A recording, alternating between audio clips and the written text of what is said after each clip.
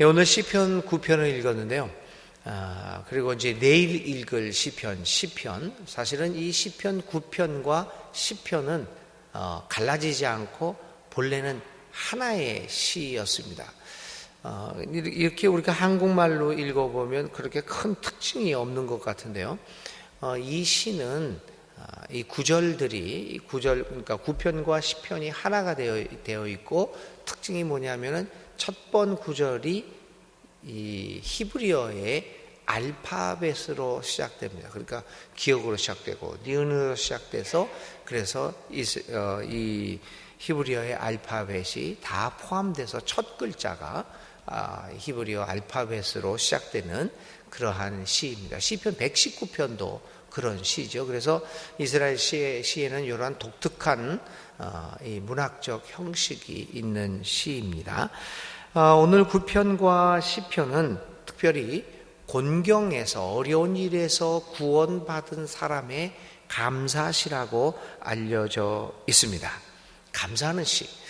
그러나 그 내용을 보면 9편이나 10편이나 공이 이 세상의 권력자들이 마치 자기가 심판주인 양, 그리고 심판주이신 하나님이 계신 것을, 하나님의 존재를 부정하면서 가난하고 약한 사람들을 압박하고 괴롭히는 악한 사람들에 대한 고발임을 볼 수 있습니다. 그러니까 자기가 어려운 데서 이렇게 구원을 받았다는 것을 감사함과 동시에, 그러나 그 내용에서는 이 세상이 얼마나 악해서 이 선한 사람들을, 가난하고 어려운 사람들을 이렇게 압박하고 있느냐라고 하는 것을 고발합니다. 그러니까 겉으로는 감사의 시가 있지만 그 내용적으로는 고발문이다, 이렇게 볼 수가 있겠습니다.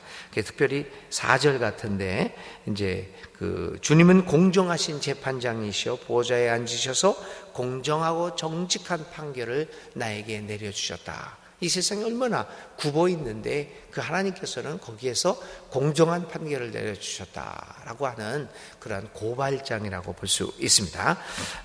오늘 시편은 이제 내용을 따라서 조금 한번 읽어보도록 하겠습니다. 1절부터 6절까지는 우리가 제목을 감사하라라고 하는 것으로 볼 수 있습니다. 시편 9편은 감사라고 하는 말로 시작합니다. 주님, 나의 마음을 다 바쳐서 감사를 드립니다. 주님의 놀라운 행적을 쉼 없이 전파하겠습니다. 시인은 먼저 하나님이 자신을 도와주셨음에 감사드리고 있습니다. 그는 자신의 삶을 도와주신 하나님께 감사드릴 뿐만 아니라 그 하나님의 행하신 일을, 자기의 그 모든 일을 자기의 삶을 통하여 전하기로 결단합니다. 믿음이라고 하는 것은 무엇보다도 믿음의 출발은 어디에 있을까요? 그것은 바로 하나님께 감사하는 마음으로부터 우리의 믿음이 출발하지 않겠습니까? 그리고 그분의 하신 일에 대하여 혼자 감격하고 혼자 감동하는 것이 아니라 그 감사를 다른 사람과 기쁨으로 나누는 것, 사실은 그 믿음의 출발점이라고 그럴까요? 그 기원을 보면 바로 거기에서 나오는 것이다 라고 볼 수 있습니다. 시인은 계속해서 자신을 도와주시는 하나님의 특성을 얘기합니다. 그분은 자기를 도와주신 하나님의 그 속성은 무엇보다도 의로우신 분이다. 왜 의로우시냐? 악한 사람들을 심판하시기 때문에 의롭다 라고 이야기를 합니다. 하나님은 결국에는 악인들의 이름을 이 땅 위에서 지워버리시는 분이시기 때문에 의로운 분이시다라고 하는 고백을 합니다. 하나님이 악인에 대한 심판이 얼마나 무서운가라고 하는 것을 3절에서 이렇게 말합니다. 주님 앞에서 내 원수들은 뒤돌아서 도망쳤고 비틀비틀 넘어져서 죽었습니다. 지금 악이 성행하고 악이 질 것 같지 않은 상황 속에서 이 다윗은, 이 시인은 역사에 흘러가는 것을 보면서 이렇게 얘기를 하는 것이죠. 비틀비틀 넘어져서 죽었다. 하나님의 악인에 대한 심판은 이처럼 무서운 것이다 라고 합니다. 악인들이 오늘 순간적으로 승리하는 것처럼 보일 수는 있겠지만 그러나 결국 의로우신 하나님의 심판에 의해서 그의 이름이 지워지고 그리고 비틀비틀 거리면서 넘어져서 죽고 말 것이다. 이러한 그 역사의 섭리를 보면서 늘 하나님의 말씀은 하나님은 우리에게 신약 성경도 말을 하죠. 선을 행할 때 실망하지 말라. 선으로 악을 이겨라 이야기를 하고 있습니다. 6절에서는 원수들은 영원히 자취도 없이 사라졌습니다. 주님께서 그 성읍들을 뿌리채 뽑음으로 아무도 그들을 기억조차 못하게 되었습니다. 우리들은 이제 원수라고 하는 말을 자꾸만 나의 개인적인 나의 적이라고 생각합니다. 여기서 얘기하는 이 원수들은 나를 기분 나쁘게 했던 사람, 나를 반대했던 사람, 나하고 개인적으로 뭐 감정이 틀어진 사람, 이런 사람들을 얘기하는 게 아닙니다. 우리는 곧잘 신앙들을 자꾸만 나의 개인적인 감정의 중심으로 이렇게 원수라든지 악인들을 생각하는데 그거하고는 그렇게 큰 상관이 없습니다. 나하고 뭐 내가 개인적으로 살아가는데 뭐 나에게 걸림돌이 되거나 뭐 시비를 건 사람이거나 이런 것들하고는 큰 상관이 없습니다. 뭐 그런 것들은 항상 있는 거니까요.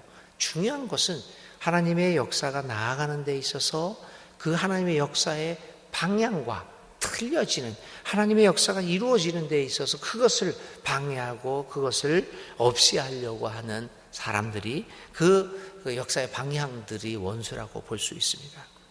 우리는 가끔은 의로운 일을 하면서 이거는 정말 계란으로 바위를 치는 것이다. 내가 할 일이 무엇인가? 내가 할 수 있는 일이 무엇인가? 우리는 쉽게 낭망을 합니다.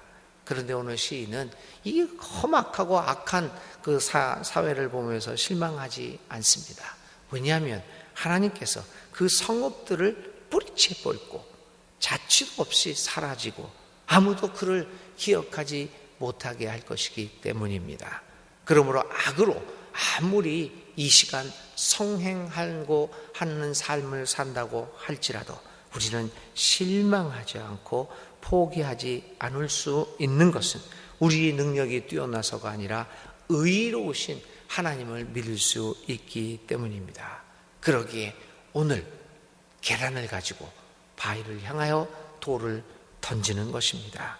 믿음은 어떠한 경우에라도 실망하지 않고 절망하지 않게 해주고 있습니다. 그래서 어떠한 상황에서도 우리의 마음 깊은 곳에서부터 감사의 마음이 감사가 솟구쳐 나오도록 만듭니다. 주님, 나의 마음을 다 바쳐서 감사를 드립니다 라고 하는 시인의 말처럼 우리의 감사가 나오게 됩니다. 7절부터 12절입니다. 주님을 찾는 자라는 제목을 달을 수 있겠습니다. 하나님은 억울하게 압제를 당하는 자들의 산성임을 시인은 고백하고 있습니다. 산성이라고 하는 것은 당시 이스라엘 사람들이 도망가서 피할 수 있는 도피성을 의미하고 있습니다. 여러분, 우리가 이 레위기나 민수기 이런 거, 이제 모세 오경을 읽을 때 도피성이라고 하는 것 우리 배우셨죠? 이때 이 산성은 그것을 이야기합니다. 시편 91편에서도 주님은 나의 산성이요 요새요 이렇게 표현들 하죠. 시편에서 많이 산성이라는 말이 나오는데 그 산성은 바로 도피성을 얘기하고 있습니다. 우리가 어려울 때 피해갈 수 있는 그 장소를 이야기했습니다. 하나님은 언제든지 우리를 마다하지 않고 맞아주십니다. 하나님은 우리의 조건이 어떠한지를 따지지 아니하시고 그저 우리의 딱한 사정을 알아주시면서 우리를 그의 넓은 품 안에 앉아주십니다. 9절에 시인은 이렇게 얘기합니다. 주님은 억울한 자들이 피할 요새이시며 고난받을 때에 피신할 견고한 성이십니다. 여러분, 오늘 하나님이 아니면 누구에게 달려가서 우리의 딱한 사정을 호소할 수 있겠습니까? 하나님을 믿고 하나님의 영원하신 사랑을 확신할 수 있는 자는 그를 의지함으로써 새로운 용기를 얻을 수 있을 것입니다. 주님, 10절입니다. 주님을 찾는 사람은 주님께서는 결단코 버리지 않으심으로 주님의 이름을 아는 사람들이 주님만 의지합니다. 오늘 우리의 신앙 고백이 이것이 되어야 하지 않겠습니까? 주님께서는 우리를 결단코 버리지 않기에 오늘 우리들은 주님만 의지합니다. 주님께서 이 신약 성경에 우리에게 항상 아무것도 걱정하지 말고 언제나 기뻐하고 모든 것을 기도로 아뢰라. 항상 쉬지 않고 기도하라. 과연 기뻐할 수 있고 감사할 수 있고 기도할 수 있겠습니까? 오늘 우리 삶에 어떻게 걱정과 근심이 없을 수가 있겠습니까? 어떻게 슬픔이 없을 수 있겠습니까? 어떻게 기뻐하기만 할 수 있겠습니까? 바로 주님을 의지하고 살아가고 주님을 찾는 사람을 결코 버리지 않는 분이라는 것을 확신할 때 우리는 그 신약 성서의 말씀이 우리의 삶에도 이루어질 수 있음을 우리는 기억해야 할 것입니다. 13절부터 17절 하나님께 호소하다라고 제목을 달을 수 있습니다. 시인이 오늘 하나님께 기도하고 있는 환경은 극한 상황입니다. 아마 그는 자신이 이미 죽음의 문턱에까지 와 있다라고 할 정도로 이제 더 이상 어찌할 수 없는 상황에 놓여 있었던 것으로 봅니다. 13절에서 그것을 우리는 감지할 수 있는데요. 주님, 나에게 은혜를 베풀어 주십시오. 죽음의 문에서 나를 이끌어내신 주님, 나를 미워하는 자들에게서 받는 고통을 살펴주십시오. 죽음의 문턱까지 가서 말할 수 없는 고통을 겪고 있는 이 시인의 모습을 살펴볼 수가 있습니다. 그런데 바로 그 순간이 죽음의 문턱에 가 있는 그 순간이 바로 그 죽음의 문에서 나를 구원해 주신 하나님을 발견하는 순간입니다. 여러분, 죽음이란 건 뭡니까? 인간이 아무것도 할 수 없는 그 순간을 이야기합니다. 그런데 그 인간이 할 수 없는 그 순간에 바로 하나님의 능력이 나타나는 순간이 아니겠습니까? 인간이 하나님의 자리를 차지하고 있을 때 우리는 하나님의 구원하신 능력을 기대할 수 없을지도 모릅니다. 어떤 때는 우리 인간의 의도들을 하고자 하는 의지들을 내려놓고 가만히 하나님의 하시는 일을 지켜보아야 할 순간들이 있을 때입니다. 이렇게 하면 될 것이다, 저렇게 하면 될 것이다 해서 이렇게 쑤셔보고 저렇게 쑤셔보고 그렇게 하지 말고 그냥 아무 시도를 하지 않고 할 수 없다라고 하는 것을 깨닫고 내가 더 이상 어떻게 하겠습니까? 그렇다면 아무 시도를 하지 않고 그저 시간 자체를 하나님께 맡기고 그냥 하나님이 하시는 일을 지켜보겠다라고 하는 그 순간, 그 심정으로 그대로 놔두면 하나님이 하시지 않겠습니까?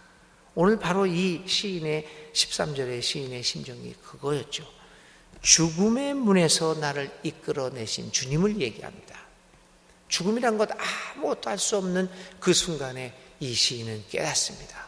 아무것도 하지 않자 그때서 비로소 하나님이 하십니다. 저는 노자를 굉장히 좋아합니다. 그래서 한국 이 동양 철학에서는 도덕경을 항상 읽고 이렇게 생각도 하고 그러는데 그 중에서 아주 좋은 말이 있습니다. 위, 무위, 직무, 불치라고요. 무위, 아무것도 하지 않는 것으로 위 하면 무, 없다, 불치, 다스려지지 않는 것이 없다. 그냥 아무것도 하지 않고 아무것도 하지 않는 것으로 하면 오히려 다스려지지 않는 것이 있습니다. 여러분 한번 우리의 삶을 돌아보십시오. 우리가 지나치게 우리의 힘을 썼기 때문에 오히려 하나님이 도와주지 못하는 경우가 많지 않았습니까?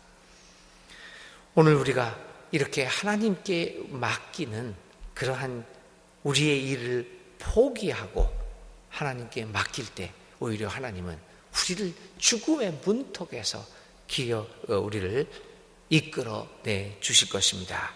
죽음의 문에서 나를 이끌어내신 주님이라고 고백했던 13절에서 고백했던 이 시인은 14절에서는 주님께서 베푸신 그 구원을 아름다운 시온의 성문에서 기뻐하며 외치겠습니다. 사랑하는 교우 여러분, 나의 시도를 멈추었을 때 13절처럼요 14절에 고백이 나올 겁니다. 주님께서 베푸신 그 구원을 아름다운 시온의 성문에서 기뻐하며 외치겠습니다. 18절부터 20절입니다. 원수들의 종말을 이야기하죠. 하나님은 결국 이제 죽음의 문턱까지 간 나를 구원해 주시고 결국 압제를 당하는 시인을 구원해 내주심으로써 자신의 능력을 보이십니다. 그렇게 함으로써 하나님을 믿고 의롭게 살아가는 사람들이 용기를 얻게 됩니다. 16절부터 이제 17절부터 18절이 바로 그러한 것들을 이야기하시죠. 그러면서 이제 18절에서 시인이 이러한 인생의 경험을 겪으면서 18절에 아주 놀라운 그 고백을 하나 합니다. 18절 제가 읽습니다. 그러나 가난한 사람이 끝까지 잊혀지는 일은 없으며 억눌린 자의 꿈도 결코 헛되지 않을 것입니다. 인간의 본질적인 연약함을 알고 한계를 알고 유한함을 아는 사람들, 그래서 내가 하는 것이 아니라 하나님만이 나의 도움이요 구원자이며 하나님이 절대적으로 우리의 삶에 필요한 분이라는 것을 깨닫고 하나님의 도우심을 갈구하는 가난한 자, 이제 가난한 자의 뜻이 바로 그런 것들이죠. 이 사람들을 하나님은 결코 잊지 않으신다. 그런 사람이 끝까지 잊혀지는 일은 없습니다. 이렇게 얘기합니다. 시편 기자는 하나님께서 자신의 원수들에게 통쾌하게 보복하셨다는 사실 때문에 하나님을 기뻐하며 찬양하는 것이 아닙니다. 오히려 하나님께서 나의 연약함과 나의 궁핍함과 나의 가난함을, 나의 억울함을 긍휼히 여겨주시고 친히 내 자신의 인생에 찾아오셔 너는 가만히 있거라, 내가 너 대신 일을 해주겠다 라고 하는 그 사실로 인하여 감사와 기쁨으로 하나님께 노래하고 있는 것입니다.